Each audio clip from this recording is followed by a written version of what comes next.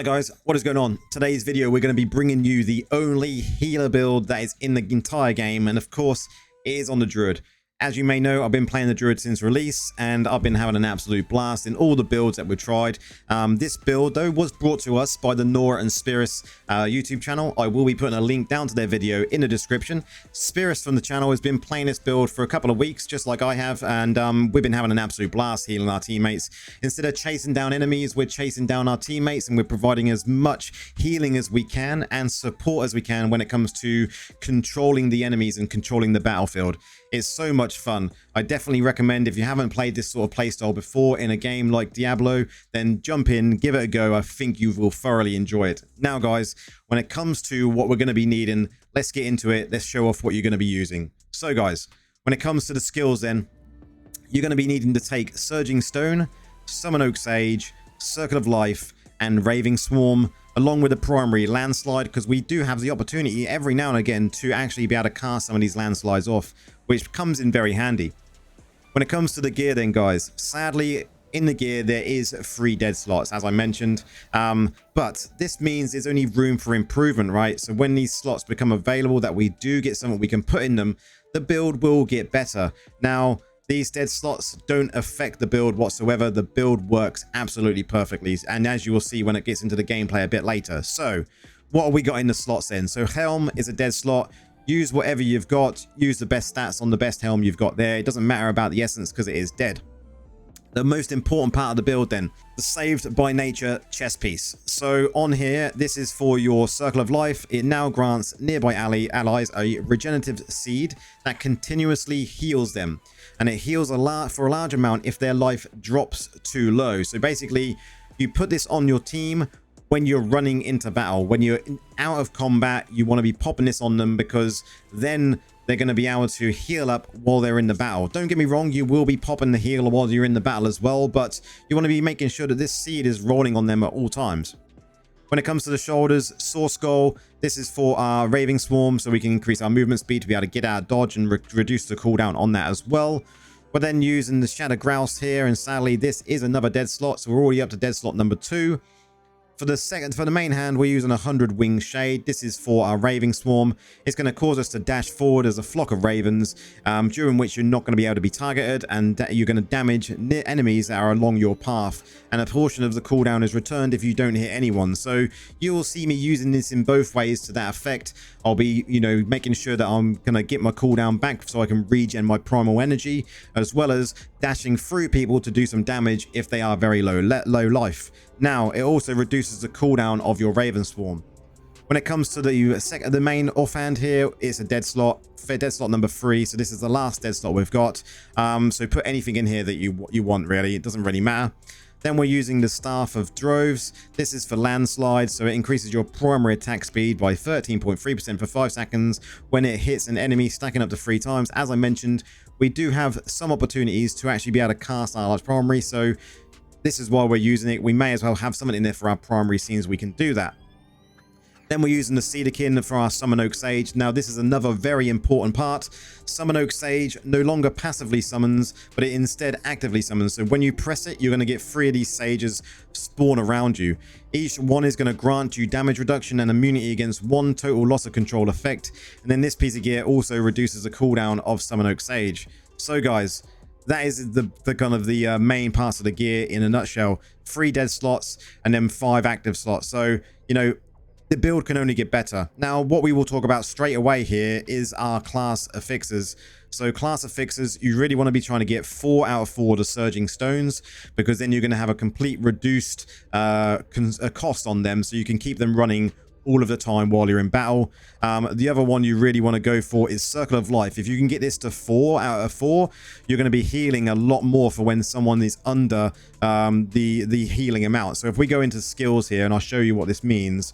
So basically here it says that while I'm a 3 out of 4, and my healing is increased by 60% on the targets below 50% life. So getting 4 out of 4 of those is very, very important. Now, other things you could go for is the Raving Swarm to get more prime and power, but I really don't think you need it. Talking about gear still, When it comes to the leg piece here, it's a dead slot. You could go in and add in the one for increased cost and damage to our Surging Stone, but I personally think it's a waste of time. We don't want to be having an increased cost or damage simply because we want to keep the knockups running all of the time when we're in battle. We don't want to be running out of primal energy. Now, guys, when it comes to set pieces, then we're going to be using 4-piece Affixes for the 30% increase on beneficial effects to your party members on the duration, and then the attack speed for every time you use a skill to grant a beneficial effect on ourselves and on our party members. We're then going to be using the Mount Bank, so each time you take damage, you have a 20% chance to gain an Absorb Shield that is equal to 13% of your max life. And then the second part here is the Absorb Shield is now 33% of your max life, and you can then move through enemies unhindered while this shield is active. 4-piece of this is definitely worth using. Having a defensive is definitely something you want. Now, guys, when it comes to gems, we'll do gems first, and then we'll jump straight into Paragons. I am using here is a blood flow, but I've got spiteful blood, so this is great because it's a defensive gem. It's going to make you take less damage from people's primary. You're going to become invulnerable to them, so it's very needed. It helps you get out of bad situations. I'm then using Colossus Engine. This is just basically for the increase in size and skill range. Really, it's really helpful because of obviously Circle of Life. The increase in damage to our skills is a handy thing to have, but it doesn't make as much difference as you expect. Then it looks like I'm using Mother's Lament, but I'm not. I'm using Cold Confidant. So basically, it's going to put this pillar down, which is going to chill nearby enemies and slow them. Great for control of your enemies, and that's why I do love this gem. Then we're using the Crimson Bayhet. Basically, we're using this because it's got that fear on it, and it's got a defensive aspect. So when you're below a certain health, it's going to give you a defensive buff. When you're above a certain health, it's going to give you a damage buff. So a very good PvP gem. Then another very important gem, the Falter Grasp. It's going to cause your enemies to not be able to dash when you critically hit them for a certain period of time, and it's also going to reduce their movement speed. This is also great for control on the battlefield. Then we're using a Roiling Consequences. Going to increase our damage a little bit because of crit hit chance, but it's also going to apply a burn, which is going to annoy enemies, so might as well use it. You could put something else in its place. We're using the Blood-Soaked Jade for the increase in movement speed. It's very good. And then we're using a Bottled Hope because obviously when we use a grant a buff to ourselves and our party, it's going to increase movement speed as well as have a decrease in our cooldowns. Now, other gems you could use, guys, you could go in and use Viper's Bite because it's going to reduce the attack speed of the enemies. It's really good. The same with Abiding Curse. You could go in and shatter their armor. You know, you're going to be doing some critical hits every now and again, so you could use that one. You could go in and use a More of the Deep if you want to, but these sort of gems I would say stay away from. The one that I'd actually consider going is maybe even this one, the Stubborn Oracle, one of the newer gems, because it's so good at being a defensive gem. So, and you could go in with a Battle Guard as well for more defensives, right? We want to be staying alive. The longer we are alive, the more healing we can do, the more annoying we can be on the battlefield. So think of it as that way. Get out of the mindset of doing damage and get in the mindset of control and healing. So guys, when it comes to the Paragons then, let's get into the Paragon side of it. We're going to be taking Gladiator, and I personally think you need to be taking Gladiator. So we're going to be taking First Aid, so when you drop, whenever you drop below 50% life while party members are in 5 yards, you will recover 15% of your max life per second for 3 seconds. So it's going to be really good. We're then going to be taking here Hold Formation, so each party member within 15 yards reduces the damage you take by 2.5%, again keeping us alive longer. We're then using Sacrifice, so your death grants 15% additional damage reduction to all party members within 15 yards of 6 seconds. So if you do die and you're around your team, you're going to be giving them defensives, so hopefully you can then get back into battle when they will still be alive. But then we're going to be taking Cheat Death. Obviously, it says what it says. If you die, you don't die, you come back to life, and you can then live to tell another tale. But then we're going to be using Grizzled Veteran. When fighting a player, you deal 4% more damage and take 4% less damage, so more defensives. And then the legendary skill is going to be the new Curse of Weakness, because it's going to apply a Curse of Weakness to the enemies, reducing the damage they deal by 30% for 3 seconds. Really good. Now, guys, when it comes to our curse properties, you're going to be wanting to take Torture's 6-piece. Really good. We're going to be dashing a lot, so we're going to be leaving a lot of flames, and they last for 3 seconds and deal damage to enemies per second. and any enemy caught in its path is going to be immobilized for 2 seconds, so more control. So make sure you're using Tortured 6-piece. It doesn't matter about the other 2-piece. You could just use 2-piece Ghosted and that would be fine. So 6-piece Tortured, 2-piece Ghosted would get you perfect. Now, when it comes to the Warband room, you're definitely going to be wanting to use Protector.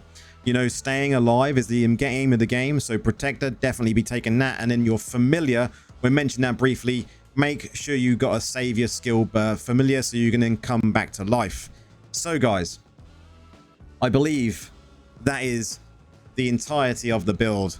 Now we can go and get into running the Battleground so you can see what this is actually about and how it works.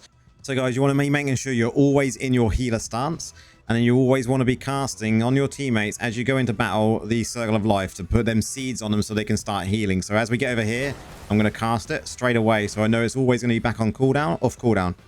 So I know we're going to be diving straight in, but we're going to be fine here.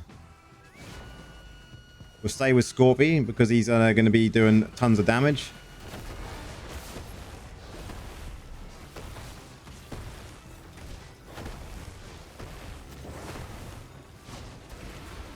Provide some help over here as well. Get a double heal there, which is really nice. More support. We're going to have to get out of here before they annihilate me. Turn off Surging Stone. Heal up. Give them a heal. Get ready for some control. Get out of there. Turn that off. Heal up.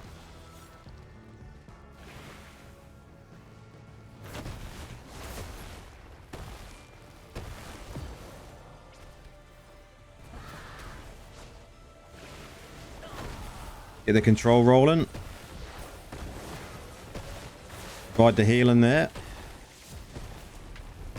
Dash again. Dash again. Nice. He's down. Let's get the other side. Start instantly with a Surgeon Stone because that just annoys the hell out of them and controls them. Heal up. Nice, we've got Scorpy there as well.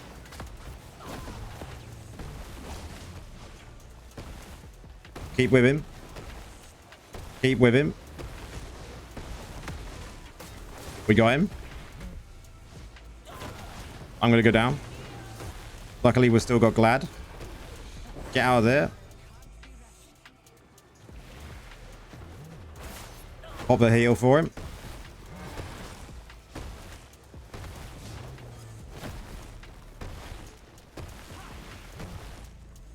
Man, this is really good battle. I'm on my own here. No teammate. But we're not going to let them book it.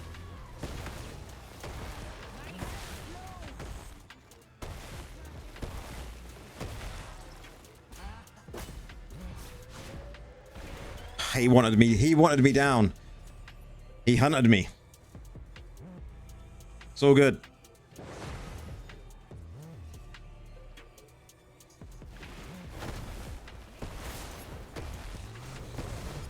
He missed that heal because he dodged out of the way. I couldn't predict where he was going to be.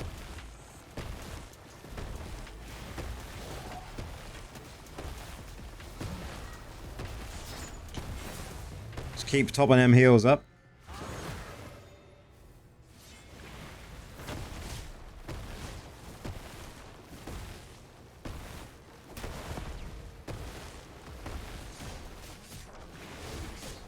All of my teammates are the other side, but I need to be this side to help defend. I think we're good.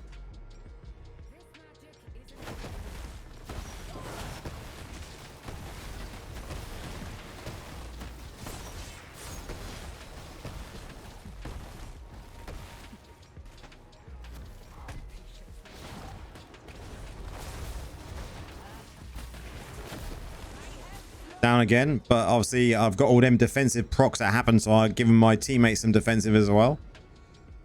We should be good on this match. We're holding them back quite well.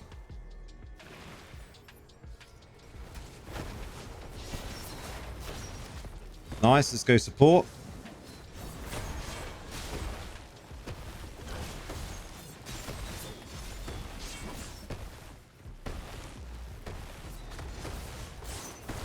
Pop a heal there for attack.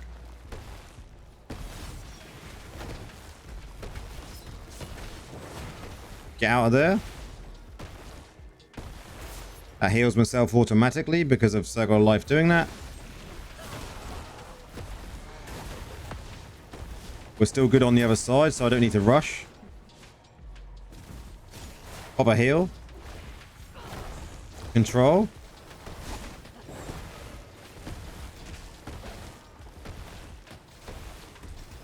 Here we're going to want to pop a heal. Nice.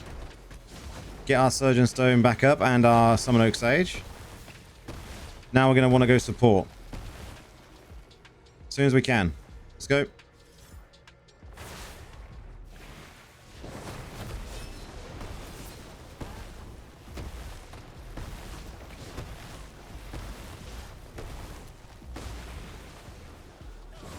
Give him another heal. You remember, every time you heal as well, you gain in primal energy, so you then get to do Surgeon Stone more. And we got a sneaky kill. Other side. I think we're planning to do the same. Yep.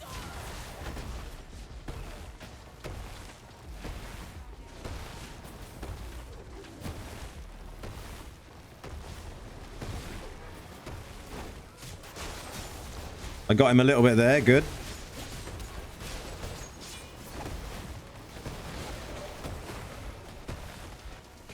Oh, we got a cheeky as well.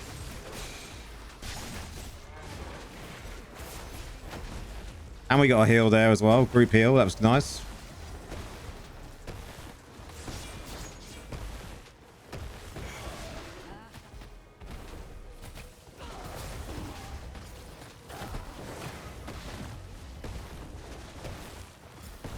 We do have to watch the other side now, though, because they are trying to push. Wow, this battle, though. This battle is intense. This is good. You can see, though, as I'm doing it, I'm chasing my teammates. I'm keeping with them as much as I can. Let's go with attack. Heal him.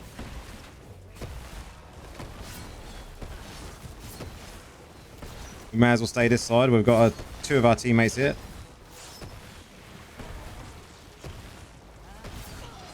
Give a heal.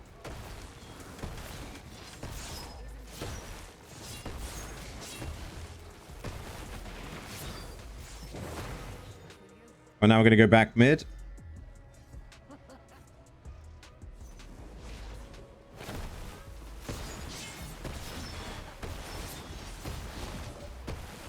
Have a nice heal. And we have a win, guys. We have a win. GG. That was a great battle, and that is how you play the build. You're going to be chasing down your teammates, keeping them up, making sure they can still do damage. You know, look at this. 3 medals, the most assists, the longest on the idol, as well as the healing and shields provided, and we got the win. It was really, really good. We was chasing down Scorpio here all the time, as well as attack, providing him with a lot of healing, and all of our other members. GG, guys, if he was in that battle. It was a great match. So, guys, that is basically how the build plays. You can see how strong it is. It's a lot of fun to do. It's a completely different playstyle to what we're used to in Diablo Immortal. Healing is unheard of in Diablo. So give it a go. See what you think. The build will be updated as we go and get more essences, because I think it's only going to get stronger from here on out. But guys, as always, if you like the content I bring, whether that be Druid and Necromancer at this moment in time, like the video, come and subscribe to the channel. Jump into the Discord. We're always talking about any classes in there. There's lots of people in there with lots of information. So if you're new to the game, come and join us in the Discord. We will help anyone out. We're a friendly bunch. But until the next one, guys, cheers for watching.